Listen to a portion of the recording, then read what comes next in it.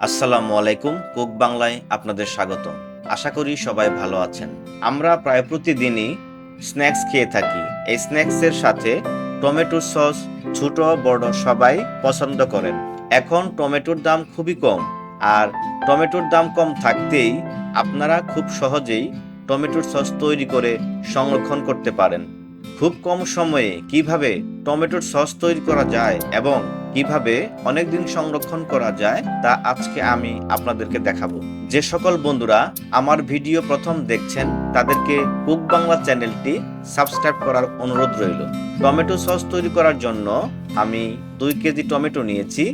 টমেটোগুলো আমি পরিষ্কার পানি দিয়ে ভালোভাবে ধুয়ে নিচ্ছি। সবগুলো টমেটো ধোয়া শেষ হয়ে গেল। এবার টমেটোগুলো এভাবে স্লাইস করে কেটে নিব। দেখুন বন্ধুরা, সবগুলো টমেটো স্লাইস করে কাটা শেষ হয়ে গেল। এবার সসের কালার আনার জন্য একটি বিট মূল নিয়েছি।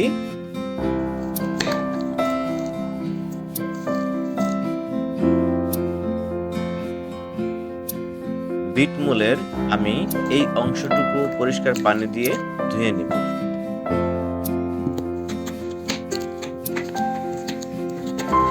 এখান থেকে কয়েক টুকরো বিট মূল টমেটোর মধ্যে দিয়ে দিচ্ছি। আপনারা ইচ্ছে করলে বিট মূল স্কিপ করতে পারেন।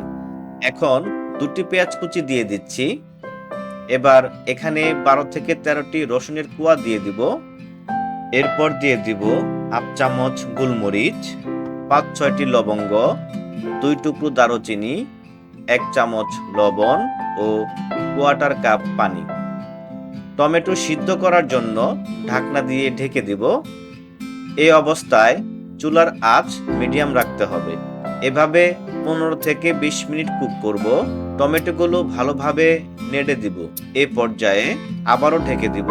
এভাবে 5 থেকে 6 মিনিট কুক করব এবং ঘন ঘন নাড়তে থাকব।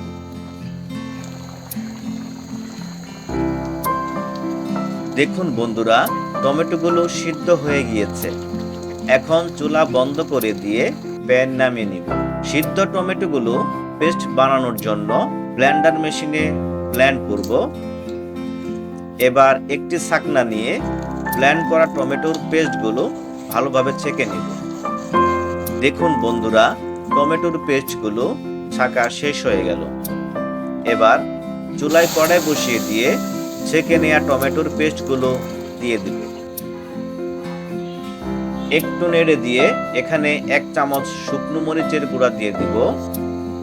এবার 1/2 কাপ চিনি দিয়ে দিলাম। চিনি ও মরিচের গুঁড়া ভালোভাবে মিশিয়ে নিব।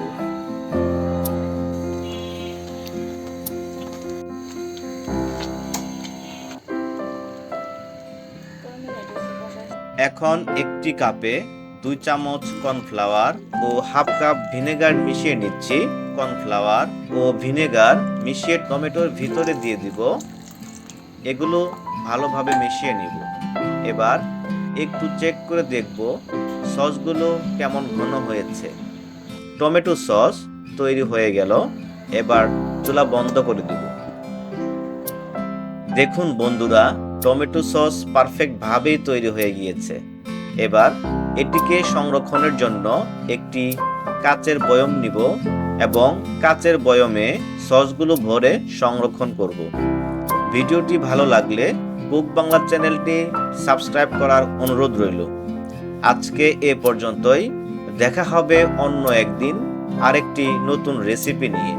ততক্ষণ পর্যন্ত সবাই ভালো ও সুস্থ থাকুন। আসসালামু আলাইকুম।